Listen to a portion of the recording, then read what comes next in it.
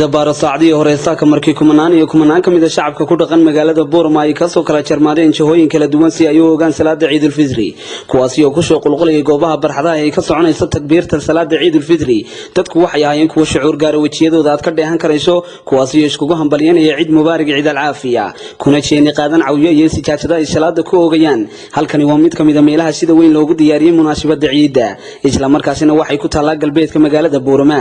waxaana kumanaan shacab kala qayb galay culimada salaadiina qooyahan dhalinyaro haweenweyno tiro badan iyo qaybaha kala duwan ee bulshada markii loogay salaada ciida waxa khudbadii salaada ciida halkaasi ka akhriyay Sheekh Axmed Xasan Caynaan oo kamid ah culimada gobolka Awdal kuwa xanuunsan Ilaahay caafiyo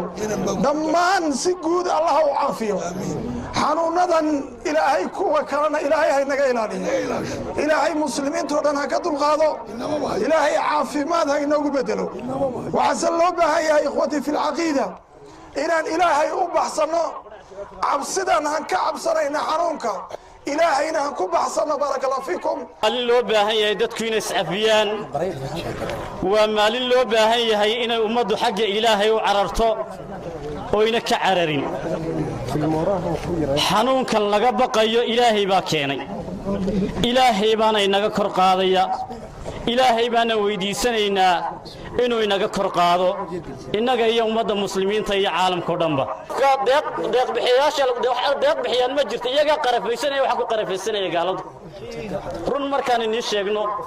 war inagu Ilaahay xaqiisanu yaacaynaa Ilaahay baana isku dhiibaynaa waana cibaadaysanaynaa waxana la istaamaxo qof kasto qof caloosha uga hadlaya waxaan rabnaa maanta saamaxnaakum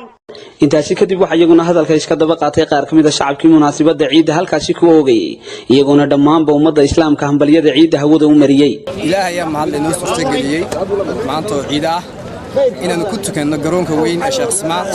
oo ummadda inta la isku timaado farxad weyn wax u tahay beesha Sheekh Csimada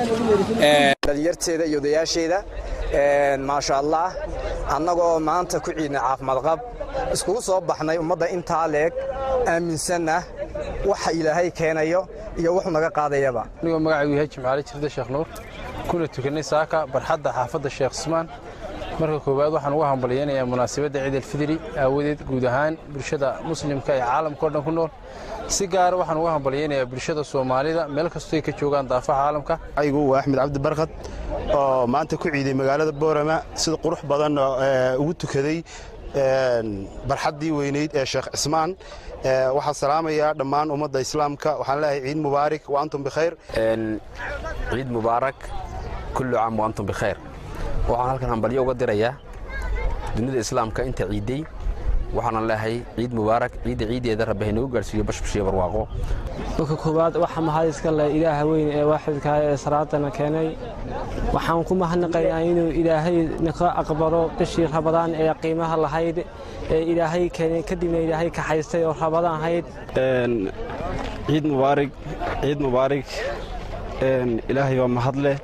inagu simay maalinta qiimaha badan leh Ciidul Fitriga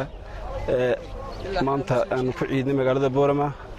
waxa munaasabada laga arkay qaar kamid ah ciidanka booliska isla markaasina iyagu doonayay inay gabi ahaanba hakiyaan salaada ciida balse laakiin uma suurtagelin shacabka oo kici gaadhay awgeed waa suxufi cishqi telefishanka Saab TV magaalada Borama ee xarunta gobolka Awdal